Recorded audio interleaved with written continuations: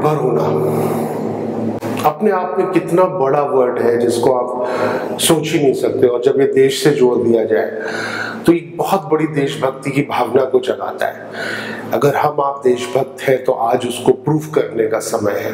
आप घर में बैठे हुए हैं, आप डरे हुए हैं, ये बात सच है कि बाहर बहुत खतरा है, लेकिन अगर हम घरों में बैठे रहेंगे तो बहुतों के चूल्हे नहीं जलेंगे, देश की अर्थव्यवस्था रुक जाएगी। हमको प्रिकॉशन लेना है, हमको वो सारे चीजों को जो है वो अपने जीवन शैली में लाना है जो हमारे जीवन को इस कोरोना से बचाने के लिए जरूरी है। लेकिन इस देश को बचाना भी उतना ही जरूरी है। आज आपकी देशभक्ति की पहचान है, आज आप कितने बड़े देशभक्त हैं ये दुनिया देखना चाहती है। आपको खुद आपसे आपका ज़मीर पूछ रहा है, तो आपको निकलना है, इसलिए निकलना है कि इस देश को एक जो हमारा नेतृत्व है, जो हमारे प्रधानमंत्री हो, कोई भी हो, आज मोदी जी है, सच है, ये उनका दायित्व है कि वो आप में एक जो है वो जोश भरे, आपको एक रास्ता दिखाए, क्योंकि नेतृत्व उन्हीं को देख रहा है। हम सब उन्हीं को देख के आगे बढ़ना चाहते हैं। हम उन्हीं के कहने पे घरों में बैठे थे, हम उन्हीं के कहने पे हमने लॉकडाउन का फॉलो किया, लेकिन आज उन्होंने जो बात कही है वो आपको अंदर तक झकझोर देनी चाहिए। क्योंकि अगर ये देश आत्मनिर्भर, ये जो कोरोना एज है, इसको हमको कैसे एक पॉजिटिव एंगल से सोचना है, तो कैसे इसको पॉजिटिव लेके अपने देश के लिए अपने को जो है वो लगा देना है। इसको देश को कैसे हमको आत्मनिर्भर बनाना है हर चीज के लिए, हर वो छोटी बड़ी चीज के लिए। हमने देखा कि पहले देश को लॉकडाउन हुआ, प्रदेशों की सीमाएं सील हुई, शहरों की सीमाएं सील हुई, और हमने एक लोकल अपने इंफ्रास्ट्रक्चर को अपने लोकल परिधि में जीना सीखा। बहुत सारी जरूरत की चीजों को हमने लोकल डिपेंडेंसी के साथ सीखा। लेकिन क्या हम इस देश को आत्मनिर्भर बनाने के लिए तैयार है? ये देश आत्मनिर्भर कैसे बनेगा? आपका उसमें क्या रोल होगा? तो सबसे पहले सरकार ने अपना रोल अदा किया है। उसने आपको 20 लाख करोड़ का आर्थिक पैकेज का अनाउंसमेंट किया है। 20 लाख करोड़ जो हमारी पूरी जीडीपी का 10% है। अमेरिका जैसे देश ने भी अपनी जीडीपी का 12% ही अनाउंस कर पाए हैं, और हमारे प्रधानमंत्री जी ने आगे बढ़ के उस जीडीपी का करीब 10% अनाउंस किया है, जो करीब 20 लाख करोड़ होता है। कि क्या है, कैसे इसको आप आगे बढ़ा सकते हैं? जैसे हम समाधान की तरफ से आपको अपने institute for industrial development incubation centre में, उद्यमी में, हम अलग अलग इंडस्ट्रियल डॉक्यूमेंट्रीज आपके पास लेके आते हैं। हम आपको बिजनेस आइडियाज देते हैं, हम आपको गवर्नमेंट स्कीम्स के बारे में बताते हैं, हम आपको प्रोजेक्ट रिपोर्ट्स देते हैं, हम आपको पूरी तरीके से कनेक्ट करते हैं सप्लायर और एक्सपर्ट से। और हर हफ्ते में 2-3 हम लोग सेमिनार्स करते हैं। हर हफ्ते लगभग रोज ही हम इंडस्ट्रियल डॉक्यूमेंट्रीज और एक्सपर्ट एपिसोड अपलोड करते हैं, जो आपको अपॉर्चुनिटी बताती है। तो आज हमारी ये जरूरत है कि हम आपको बताएं कि एमएसएमई के लिए 20 लाख करोड़ का पैकेज है। इसके लिए एमएसएमई में क्या आ रहा है, या इस जो फर्स्ट डे था, क्योंकि आज फाइनेंस मिनिस्टर ने अनाउंस किया है कि वो कैसे एमएसएमई सेक्टर को, और वो अलग अलग दिनों पे अलग अलग अनाउंसमेंट आते रहेंगे उनके। एमएसएमई सेक्टर में आपके लिए क्या है हुआ है। तो सबसे पहले हम बात करेंगे कि अगर इस पूरे आर्थिक पैकेज को जो फोकस किया गया है वो लैंड, लेबर, लिक्विडिटी और लॉस पे फोकस किया गया है। हमारे पास लैंड एस्टेट इशू है, कैसे आपको सस्ती और सुटेबल लैंड बिजनेस को मिले। लेबर, जो भी हमारा लेबर है, जो अलग अलग कारखानों में, अलग अलग शहरों के में काम कर रहा था, वो अपने गांव में, अपने शहर में वापस आया है, तो उसको कैसे जोड़ा जाए, फिर से इंडस्ट्री से कैसे जोड़ा जाए, उसको लोकल इंडस्ट्री में उसकी स्किल का कैसे फायदा उठाया जाए। लिक्विडिटी बहुत जरूरी है। जैसे आप जानते हैं कि अगर मार्केट में लिक्विडिटी नहीं होगी तो वो अल्टीमेटली पूरा जो है वो हमारा इकोनॉमिक जो साइकिल है वो रुक जाएगा। तो गवर्नमेंट ने बैंक के थ्रू, लोन्स के थ्रू लिक्विडिटी देने की इस पे बात की। और लॉज, बहुत सारे टिपिकल लॉज है, बहुत सारा कॉम्प्लिकेटेड प्रोसीजर, उसको कम करने के विजन से इस पे काम होगा।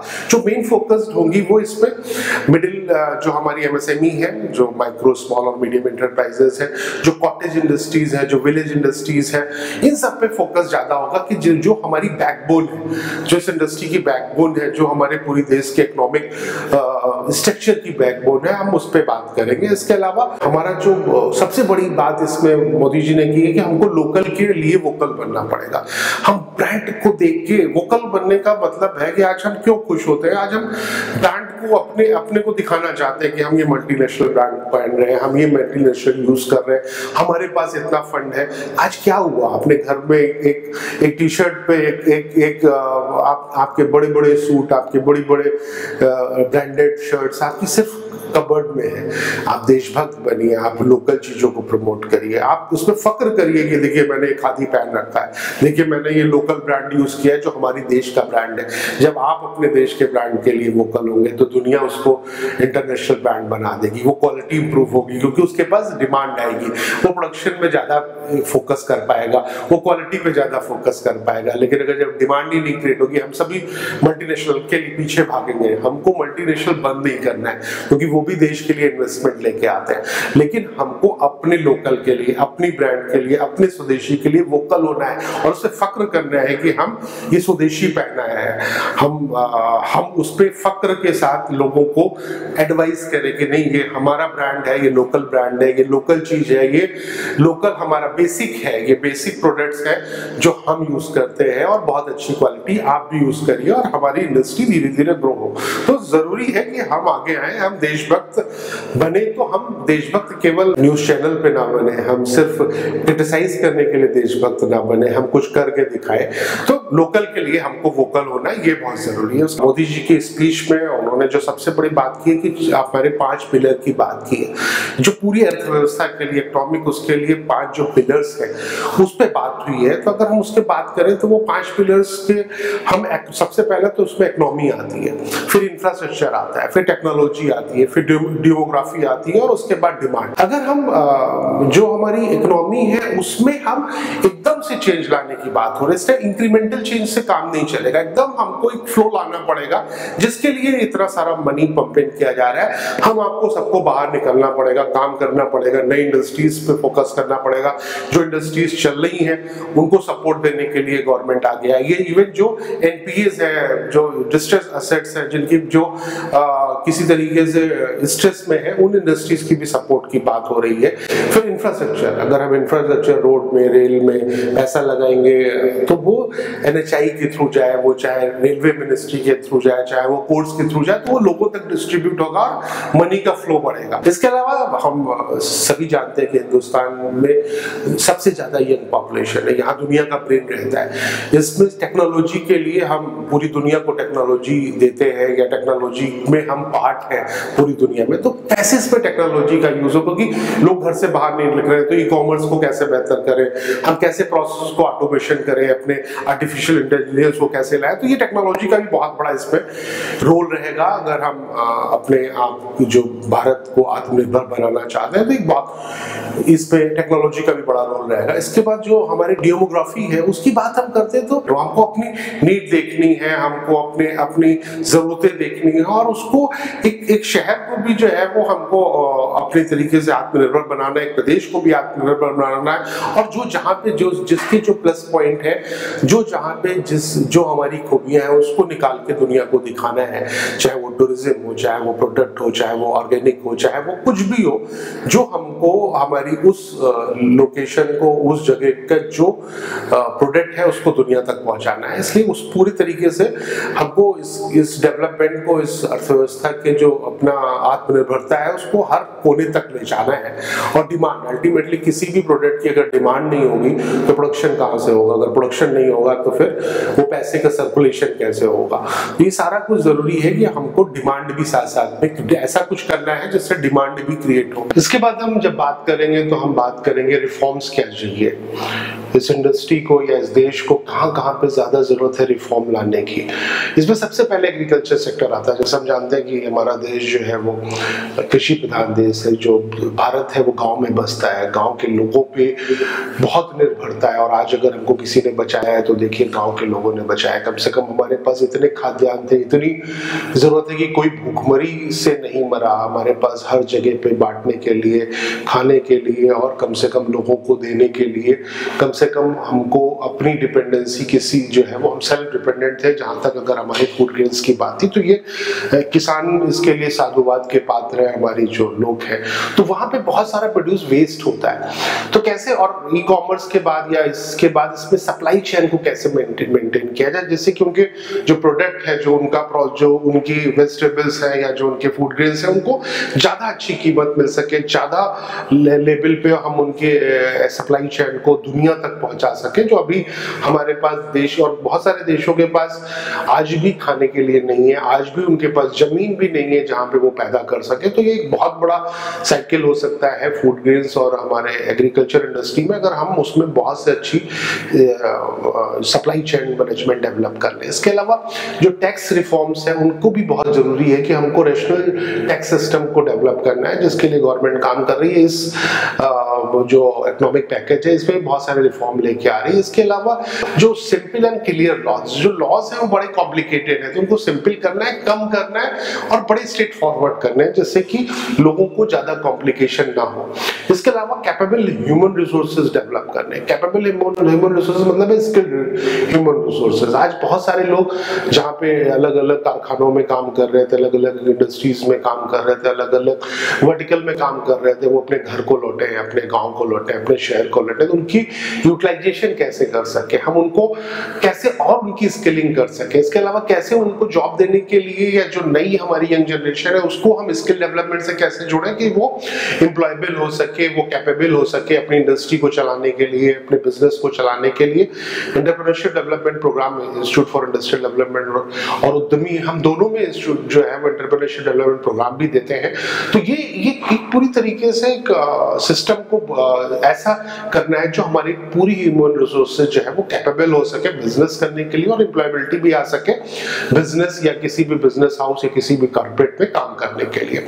इसके अलावा हमारा फाइनेंशियल सिस्टम है, जैसा आपने देखा बैंकिंग का कितना बैंक्स का मर्जर हो रहा है कि इसका, और बहुत सारा एनपीए डिक्लेयर करके स्ट्रेस करके उनको बड़ा क्लियर ऑफ किया गया है। तो ये काफी दिनों से चल रहा है, और अभी तो इस टाइम बहुत जरूरत है कि हम अपने बैंकिंग सिस्टम को रेगुलेट करें, उसमें लिक्विडिटी लाए, उसको रिफॉर्म की तरह ले जाए और उसको स्ट्रॉन्ग भी बना रहने दें। तो ये सारा कुछ गवर्नमेंट करने जा रही है। हमारे जो 20 लाख करोड़ का पैकेज है, आज बात हम लोग करने जा रहे हैं जो हमारी फाइनेंस मिनिस्टर जो है वो सीतारमण जी ने जो एमएसएमई के लिए जो पैकेज दिया है, हम उस पर बात करेंगे। तो सबसे पहले एमएसएमई की डिफिनीशन पे बात करते हैं। एमएसएमई कहते किसको है? जैसा कि नाम से आप जानते हैं कि माइक्रो, स्मॉल एंड मीडियम, सूक्ष्म, लघु और मध्यम इंडस्ट्रीज जो भी है उनको हम एमएसएमई कहते हैं। इसकी डिफिनीशन बहुत दिनों से चेंजेस की रिक्वायरमेंट थी उसकी, और इस गवर्नमेंट ने आज जो अनाउंस किया उसमें पूरी डिफिनीशन को चेंज किया, और इसमें 3 मेजर चेंजेस हैं। एक तो पहले क्या था, ये डिफिनीशन में जो भी बेस था वो कैपिटल बेस था कि आपने अपनी इंडस्ट्री में कितना जो है वो कोर मशीनरी में कितना इन्वेस्टमेंट किया है, उसके अकॉर्डिंग उसको हम एमएसएमई की कैटेगराइज करते थे। तो अभी इसमें इन्वेस्टमेंट मशीन, प्लांट मशीनरी में साथ साथ में टर्नओवर को भी जोड़ दिया गया।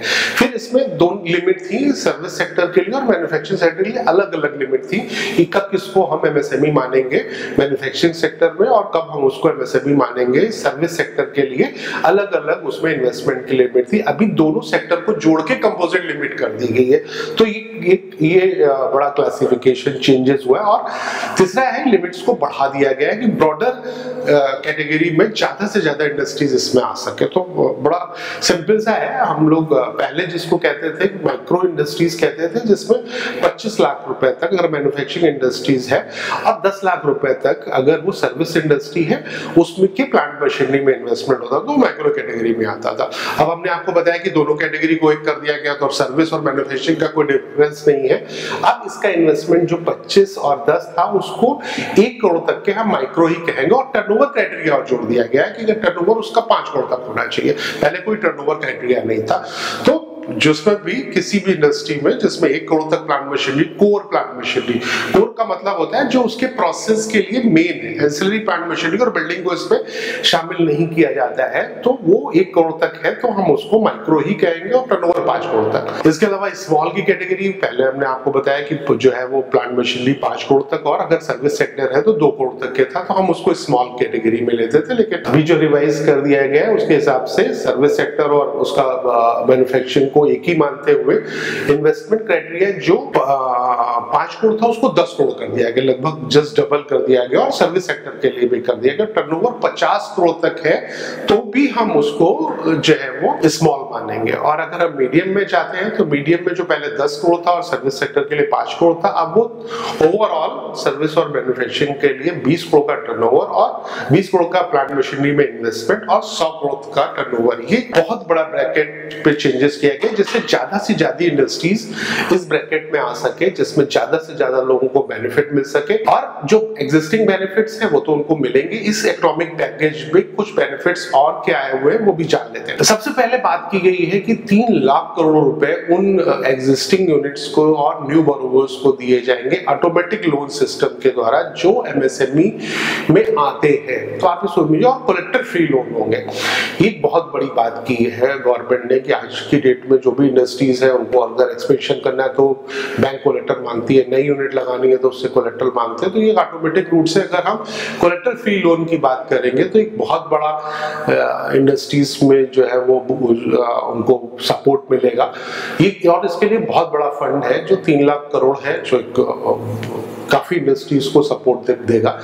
इसके अलावा इसमें जो बोरोवर्स को किया गया है वो उनके पास, अगर वो बोरोवर्स जिनके पास 25 करोड़ तक की आउटस्टैंडिंग है या 100 करोड़ का टर्नओवर है, उन्हीं एग्जिस्टिंग बोरोवर्स को इस कैटेगरी में उनको एलिजिबल किया गया है। तो ये भी जानना जरूरी है कौन से बोरोवर्स को हम यहाँ पे मान रहे हैं, किनको हम इसमें ले सकते हैं, तो उनके ये क्राइटेरिया, उनकी लिमिट फिक्स की गई। इसके अलावा स्ट्रेस एसेट्स, अगर कोई भी बोरोवर ऐसा है जिसके पास उसका अकाउंट स्ट्रेस है, उसका सब स्टैंडर्ड अकाउंट है, तो भी जो नॉर्मली बैंक उसको सपोर्ट नहीं करती है, तो इसके लिए भी 20,000 करोड़ का फंड इसके लिए भी दिया गया है। तो जो अकाउंट किसी भी वजह से स्ट्रेस में चल रहे हैं उनको भी, अगर वो एमएसएमई कैटेगरी में आते हैं तो ये सपोर्ट उनको मिलेगा 20,000 करोड़, जो अच्छा अमाउंट है। इसके अलावा 4,000 करोड़, जैसे हम सीजीटीएमएससी की बात करते हैं, जो क्रेडिट गारंटी फंड है जो आज सिडबी के द्वारा ऑपरेट होता है, जो पहले से भी इसमें 2 करोड़ तक के लोन मिलते थे, उसमें भी 4,000 करोड़ के लिए भी डेडिकेट किया गया है। इसके अलावा फंड्स ऑफ फंड क्रिएट किया गया है। फंड्स ऑफ फंड क्या है कि उन लोग जो इंस्टीट्यूशंस फंड कर रहे हैं वो रीफाइनेंस करा सकते हैं, उनके लिए ये फंड क्रिएट किया जाता है, जिसमें 10,000 करोड़ और 50,000 करोड़ जो है वो डॉटर और मदर फंड है। ये भी उसी तरीके का फंड है जिसमें 50,000 करोड़ का लिवरेज दिया गया है, जिसमें आपको एक ये एमएसएमई को बहुत बड़ा सपोर्ट मिलेगा। इसके अलावा ग्लोबल टेंडर्स में बहुत बड़ा रिलैक्सेशन दिया गया। हमारी इंडस्ट्रीज, जो लोकल इंडस्ट्रीज है, जो एमएसएमईज है, वो कंपीट नहीं कर पाती थी बड़े टेंडर्स में, और क्योंकि ग्लोबल टेंडर्स होते थे, और वो ग्लोबल टेंडर्स की लिमिट को अब 200 करोड़ तक के टेंडर्स में कोई भी ग्लोबल पार्टिसिपेंट नहीं होगा, वो ग्लोबल टेंडर नहीं होंगे। तो इसकी वजह से जो हमारी लोकल इंडस्ट्रीज है, जो लोकल एमएसएमईज है, उनको एक बहुत बड़ा बूस्ट मिलेगा कि वो उनको कंपटीशन कम होगा।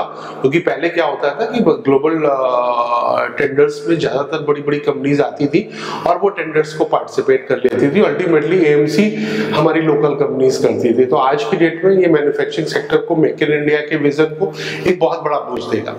इसके अलावा कुछ और, ये तो मेनली एमएसएमई के लिए था जो बहुत जरूरी था, और जिससे एमएसएमई सेक्टर को एक बहुत जो है वो सपोर्ट मिलेगा, और ये सपोर्ट उस पर भी डिपेंड करेगा कि बैंकिंग स्ट्रक्चर को, इस फंड को कितनी जल्दी और कितने फास्ट और कितने रिलायबल तरीके से इसको डिसबर्स करते हैं। इसके बाद मार्केट में लिक्विडिटी की बात है, हमारे आपके पास लिक्विडिटी है, हमारे आपके पास फंड कैसे है, इसके लिए गवर्नमेंट ने काफी कुछ किया है। तो तो अगर उसमें सबसे पहले ईपीएफ की बात करें, पीएफ की बात करें, जो आप जानते हैं कि एम्प्लॉयर और एम्प्लॉई का 12% का कंट्रीब्यूशन होता था, उसको गवर्नमेंट कुछ पीरियड के लिए दे रही थी, अब उसको और 3 महीने एक्सटेंड किया है। इसके अलावा जो हम ईपीएफ और उसमें 12% कंट्रीब्यूशन जाता था उसको 10% कर दिया है, जिसकी वजह से एटलीस्ट आपको 2% का बेनिफिट मिले, गवर्नमेंट के लिए नहीं है, जनरल उसके लिए किया गया। तो एक अच्छा लिक्विडिटी लोगों के हाथ में आए, इसके लिए यहाँ पे मदद की गई। इसके अलावा जितनी भी एनबीएफसीज हैं, माइक्रो क्रेडिट कंपनीज हैं, उनको फंड करने के लिए 30,000 करोड़ का एक स्पेशल लिक्विडिटी स्कीम लाई गई है, जो उनको फंड किया जाएगा जिससे कि वो आगे फंड कर सके। इसके अलावा 45,000 करोड़ के लिए एक पार्शियल गारंटी स्कीम आ रही है, जिसमें गारंटी दी जाएगी और एक पार्शियल गारंटी, जो अगर उसमें 20% की गारंटी के लिए भी government as a first guarantor 20% का जो लॉस है वो गवर्नमेंट बियर करेगी। इसके अलावा जो इलेक्ट्रिसिटी कंपनीज है वो काफी लॉसेस में चल रही है, हम आप सभी जानते हैं, उनके लिए एक अलग 90,000 करोड़ का फंड क्रिएट किया गया है। जो डिस्कॉम के लिए जो अलग अलग जो फंडिंग कंपनीज है स्टेट गवर्नमेंट के, जितने हमारे पावर एजेंसीज है, उनको कहीं ना कहीं कंपनीज को ये बेनिफिट देगा, जो डायरेक्ट बेनिफिट होगा उनको 90,000 करोड़ का एक रिलैक्सेशन मिलेगा, जिससे कि आगे वो अपने जो रिसिबल्स हैं उनको और मैच्योर कर पाए और उनको और ढंग से अपने फंड को जो उनके लगा हुआ है उसको जल्दी से जल्दी यूटिलाइजेशन कर सके, तो उनकी जो लिक्विडिटी प्रॉब्लम है वो सॉल्व हो। इसके अलावा जितने भी रेलवे के कॉन्ट्रैक्टर हैं, जितने भी गवर्नमेंट कॉन्ट्रैक्टर्स हैं, उनके जो भी उनके कॉन्ट्रैक्ट्स थे, वो क्योंकि इस कोविड पीरियड में वो बहुत सारे लिटिगेशंस आते कि वो कॉन्ट्रैक्ट टाइम से पूरा नहीं कर पाए, तो उसकी वजह से बहुत सारे क्लॉजेस होते हैं एग्रीमेंट में, जिसकी वजह से वो उनको बहुत सी प्रॉब्लम फेस करनी पड़ती है। तो उसको ऑटोमेटिकली रूट से 6 महीने के लिए एक्सटेंड कर दिया है गवर्नमेंट ने। अब किसी भी जो भी गवर्नमेंट कॉन्ट्रैक्ट है, वो चाहे वो ट्रांसपोर्ट रिलेटेड हो, वो चाहे वो रेलवे से रिलेटेड या कोई भी गवर्नमेंट कॉन्ट्रैक्ट जो भी है, उसको ऑटोमेटिकली 6 महीने के लिए एक्सटेंशन मिल जाएगा, जिसमें किसी भी तरीके का लिटिगेशन नहीं होगा। उनके जो इस लॉकडाउन पीरियड में या लॉकडाउन के कुछ पीरियड बाद तक उनको जो इकोनॉमिक एक्टिविटीज में उनको प्रॉब्लम आ रही है, तो उसका सोल्यूशन है। अगर हम रियल एस्टेट की बात करें तो रियल एस्टेट हम सब जान रहे हैं कि बहुत सारा स्ट्रेस में है, तो हम उसको कैसे मैनेज कर सकते हैं, कैसे उसको सपोर्ट दे सकते हैं। तो मेरे को लगता है गवर्नमेंट इसके बाद भी रियल एस्टेट के लिए बहुत कुछ लेके आएगी, लेकिन अभी फर्स्ट डे में उन्होंने यही कहा है कि रियल एस्टेट के जितने भी जो भी अथॉरिटीज हैं, जो रेगुलेटरीज हैं, जो रेराज हैं अलग अलग स्टेट के, उनको ये इंस्ट्रक्ट किया है कि 6 महीने के लिए जो भी हमारे कॉन्ट्रैक्ट्स हैं, जो भी उनकी टाइम ड्यूरेशंस हैं, उनको 6 महीने के लिए ऑटोमेटिकली एक्सटेंड कर दिया जाए, तो उनके रजिस्ट्रेशन के लिए सुमोटो कर दिया जाए। इसको किसी के लिए अप्लाई करने की जरूरत नहीं है। तो रियल एस्टेट कंपनी को अपने जो भी प्रोजेक्ट्स हैं उनको पूरा करने के लिए बहुत बेनिफिट मिलेगा। इसके अलावा टैक्स के लिए भी एक रिलैक्सेशन आया है, जिसमें हमारे जो भी टीडीएस रेट्स हैं, चाहे वो 10% हो, 2% हो, 20% हो, उसमें 25% का रिलेक्शन है। वो टीडीएस रेट 75% ही, जो भी उसका एग्जिस्टिंग रेट है उसका 75% ही लगेगा, जिससे लोगों के हाथ में ज्यादा लिक्विडिटी आएगी। क्योंकि हम सभी जानते हैं कि हमारा पैसा जो है वो टीडीएस पे जब कट जाता है, तो वो कहीं ना कहीं गवर्नमेंट एजेंसीज और उसमें एक प्रोसेस में असेसमेंट में टाइम लगता है और उसके बाद रिफंड आता है। बहुत सारा रिफंड अभी पेंडिंग भी है, उसके लिए भी गवर्नमेंट ने कहा है कि जो भी इंडिविजुअल्स हैं, जो स्मॉल फर्म्स हैं, एलएलपीज है, जो ट्रस्ट और चैरिटेबल इंस्टीट्यूशन, उनके रिफंड को बहुत ही जल्दी इमीडिएटली उनको डिसबर्स कर दिया जाएगा। ये एक बहुत अच्छा मूव है, जो लोगों के पास उनका पैसा है, जो गवर्नमेंट के पास है, इनकम टैक्स डिपार्टमेंट के पास है, उनको मिलेगा। इसके अलावा जो डेट्स हैं इनकम टैक्स में सभी जानते हैं कि जो 31 जुलाई या अक्टूबर हुआ करती थी, उसको नवंबर कर दिया गया है, और जो हमारा टैक्स ऑडिट की सितंबर होती थी उसको अक्टूबर कर दिया गया है। तो एक रिलैक्सेशन है जो नेचुरल था कि अगर हम कोविड में लॉकडाउन है तो बहुत सारे लोगों ने अपने अकाउंट्स क्लोज नहीं कर पाए, उनको एडिशनल टाइम चाहिए। इसके अलावा बहुत सारे टाइम बारिंग असेसमेंट्स होते थे, टाइम बारिंग लिमिट्स होती जो सितंबर थी उसको दिसंबर कर दिया है, और जो मार्च होती थी उसको आगे 6 महीने बढ़ा दिया है। ये एक अच्छा रिलैक्सेशन है। और इसके अलावा जो हमारा जो विवाद से विश्वास की स्कीम है उसको भी एक्सटेंड कर दिया 31 दिसंबर तक के, और उसमें जो एडिशनल पेनल्टीज लगती थी तो वो सब पेनल्टीज को वेव कर दिया। तो ये बहुत अच्छा मूवमेंट है, मूव है, एक बहुत अच्छा भारत को आत्मनिर्भर बनाने के लिए जो विजन मोदी जी ने दिया है, जो हमारे प्रधानमंत्री ने दिया है, जो हमारे देश के लीडर ने दिया है, उसको हमको सबको फॉलो करना चाहिए। हमको घर से बाहर निकलना चाहिए, हमको काम करना चाहिए, हमको सोचना चाहिए कि ये देश जब आपकी जरूरत है तो आपको जिस भी फील्ड में जहां पे भी है अपने प्रिकॉशन लेते हुए अपनी इंडस्ट्री को, अपने देश को, अपने प्रोडक्ट को, अपने कैरियर को आप इस तरीके से डिजाइन करें कि ये देश आत्मनिर्भर हो। आप अपने लोकल प्रोडक्ट के लिए ऐसे वोकल हो, ऐसी उसकी प्रशंसा करें, ऐसे पहनने में या यूज करने में गर्व महसूस करें जिससे कि लोकल डिमांड बढ़े, जैसे कि हमारी इंडस्ट्रीज को सपोर्ट मिले। हमको इसके लिए हम सभी देशभक्ति, सभी के, वो किसी भी पार्टी से हो, किसी मजहब से हो, किसी भी पंथ को मानता हो, उसमें सब में अगर देश का रहने वाला है तो उसको देश के प्रति एक अलग अलग ही सेवा भाव होना चाहिए, होता भी है।